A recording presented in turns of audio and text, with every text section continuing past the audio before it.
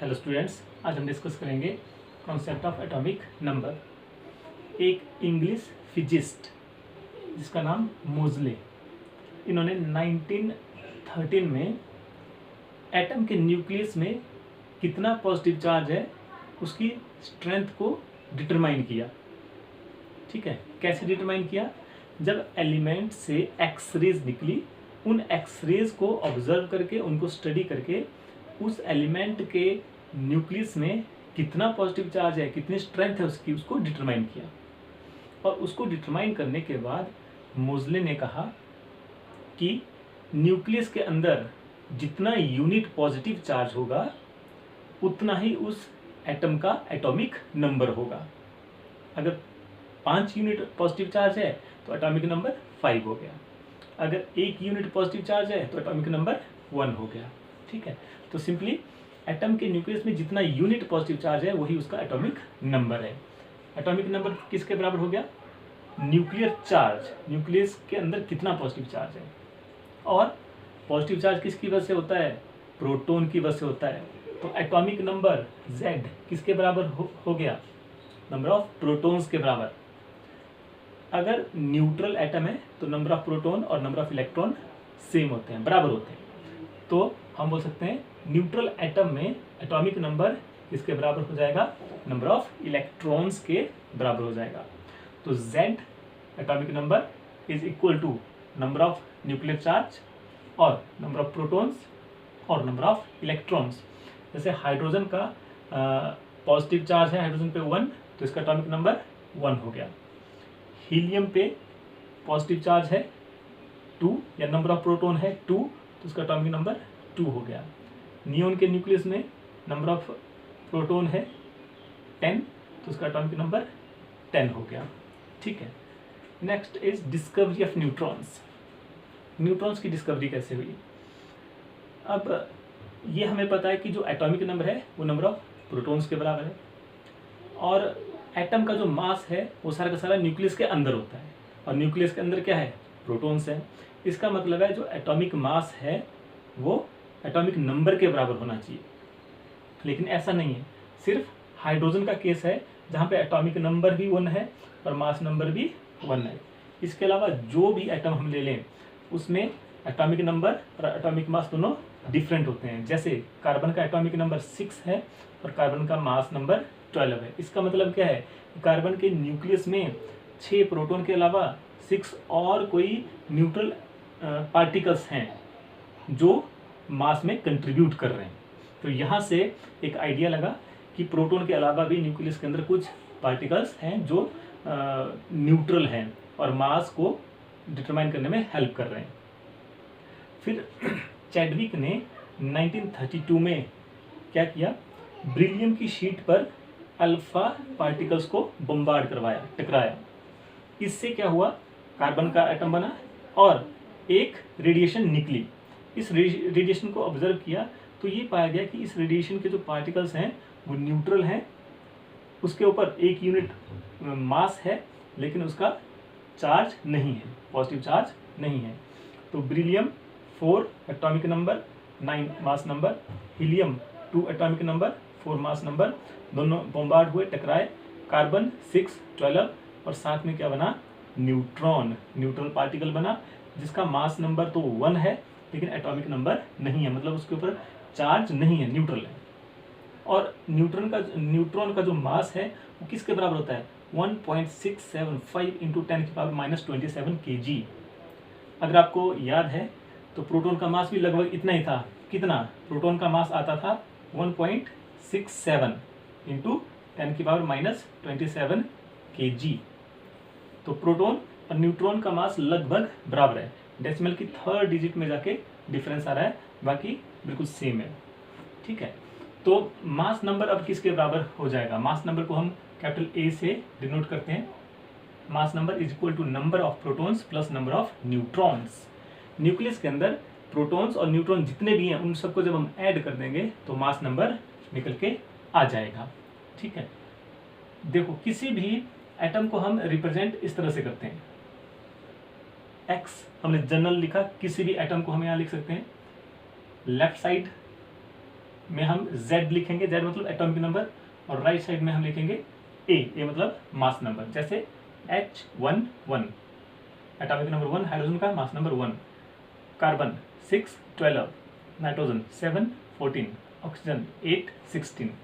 अब 6 क्या है? एटॉमिक नंबर मतलब नंबर ऑफ प्रोटॉन्स हैं, और 12 क्या है? Mass number. तो 12 से हम 6 को माइनस कर दें, मास नंबर से नंबर ऑफ प्रोटॉन को माइनस कर दें, तो यहाँ पे आ जाएगा 6 number of neutrons. Mass number 14 है, हमने प्रोटॉन को माइनस कर दिया, तो यहाँ पे नंबर ऑफ न्यूट्रॉन्स कितने आ गए? 7। और ऑक्सीजन के केस में मास नंबर 16 है, हमने नंबर ऑफ प्रोटॉन्स को माइनस कर दिया, तो यहाँ पे नंबर ऑफ न्यूट्रॉन्स कितने आएंगे? 8। तो नंबर ऑफ न्यूट्रॉन्स हम कैलकुलेट कर सकते हैं अगर हमें मास नंबर और एटॉमिक नंबर पता है। ठीक है, नेक्स्ट टॉपिक है हमारे पास आइसोटोप्स। आइसोटोप्स क्या होते हैं?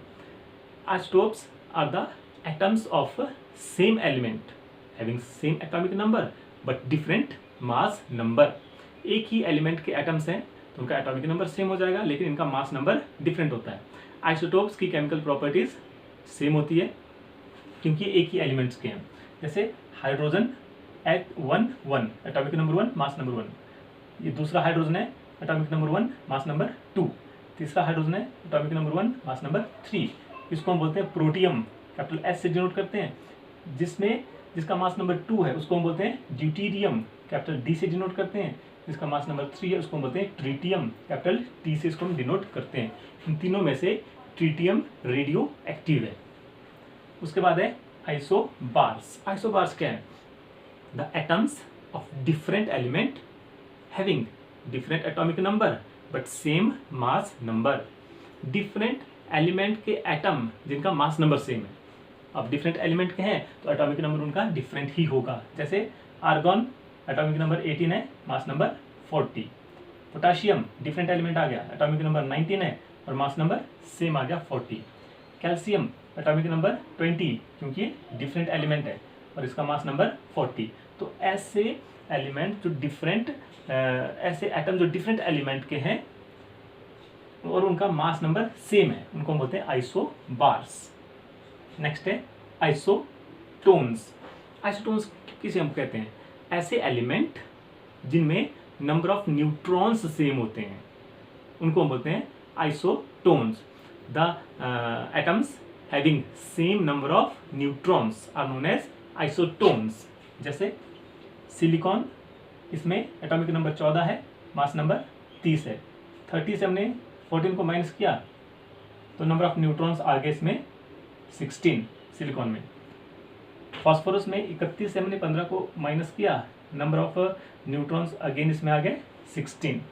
और सल्फर में 32 से 16 को माइनस किया, नंबर ऑफ न्यूट्रॉन्स आ गए 16। तो इन तीनों में नंबर ऑफ न्यूट्रॉन्स कितने हैं? 16, 16 एंड 16। तो सेम नंबर ऑफ न्यूट्रॉन्स हैं, इसलिए ये तीन क्या हो गए? आइसोटोन्स। नेक्स्ट है हमारे पास आइसो इलेक्ट्रॉनिक एटम और आयंस। ऐसे एटम या ऐसे आयन की एक सीरीज जिनमें नंबर ऑफ इलेक्ट्रॉन सेम है। आइसो मीन्स सेम, इलेक्ट्रॉनिक मतलब इलेक्ट्रॉन। सेम इलेक्ट्रॉन वाले एटम्स या आयंस को हम बोलते हैं आइसो इलेक्ट्रॉनिक एटम्स और आयंस। जैसे ऑक्सीजन 2 नेगेटिव, ऑक्सीजन का एटॉमिक नंबर 8 है, मतलब इसके पास 8 इलेक्ट्रॉन है अपने, लेकिन इसके ऊपर 2 नेगेटिव चार्ज है, मतलब 2 इलेक्ट्रॉन एक्स्ट्रा आ गए, तो 8 और 2 कितने हो गए? 10।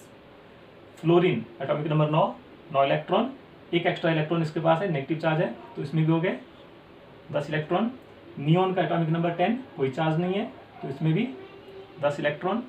सोडियम का एटॉमिक नंबर 11, इसके पास 11 इलेक्ट्रॉन है, लेकिन एक पॉजिटिव चार्ज है। पॉजिटिव चार्ज कब आता है? जब इलेक्ट्रॉन एटम से बाहर निकल जाता है। एक इलेक्ट्रॉन बाहर निकल गया तो पॉजिटिव चार्ज आ गया, 11 में से एक निकल गया, कितने इलेक्ट्रॉन रह गए? 10। मैग्नीशियम एटॉमिक नंबर 12, 12 इलेक्ट्रॉन है, लेकिन 2 इलेक्ट्रॉन निकल चुके हैं, तो कितने रह गए इसके पास? 10। तो एल्यूमिनियम का एटॉमिक नंबर 13 है, 13 में से 3 इलेक्ट्रॉन निकल गए, इसलिए 3 पॉजिटिव चार्ज आ गया, तो इसके पास भी कितने इलेक्ट्रॉन है? 10। तो ऐसे एटम्स या आयंस जिनके पास सेम नंबर ऑफ इलेक्ट्रॉन्स होते हैं उनको बोलते हैं आइसो इलेक्ट्रॉनिक एटम्स और आयंस। ठीक है, बहुत ही जल्दी से हम डिस्कस करेंगे drawbacks of Rutherford atomic model. Rutherford atomic model क्यों फेल हो गया, उसके ड्रॉबैक्स क्या हैं, उसकी कमियां क्या हैं? पहली ड्रॉबैक है कि रदरफोर्ड ने इलेक्ट्रॉन्स को या अपने मॉडल को प्लेनेटरी मॉडल कहा, सोलर सिस्टम से उसको कंपेयर किया।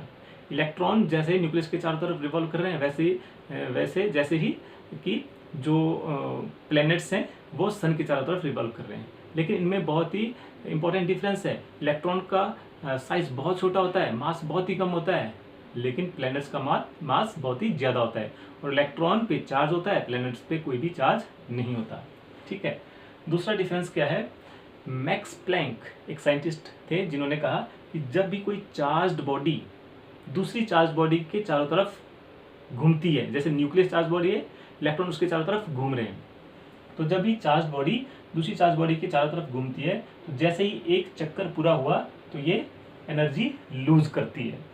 इलेक्ट्रॉन ने एक चक्कर लगाया, एनर्जी लूज की तो अब वो उस पहले वाले पाथ से रिवॉल्व नहीं कर सकता, उसका पाथ छोटा हो जाएगा।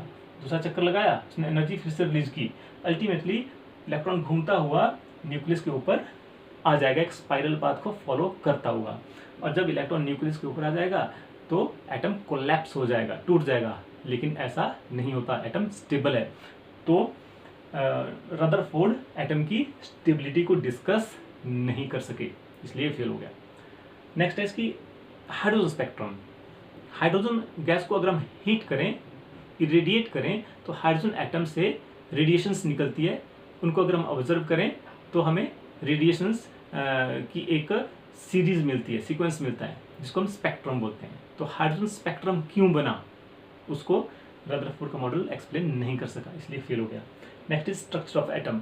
एटम का जो स्ट्रक्चर है, किस तरह का स्ट्रक्चर है, एटम के अंदर जो न्यूक्लियस है, न्यूक्लियस के चारों तरफ इलेक्ट्रॉन घूम रहे हैं, लेकिन वो इलेक्ट्रॉन किस पोजीशन पे है, एक्चुअली उनकी पोजीशन क्या है, इसको रदरफोर्ड का मॉडल नहीं बता सका, इसलिए ये फेल हो गया। ठीक है, तो आज के लिए इतने काफ़ी है।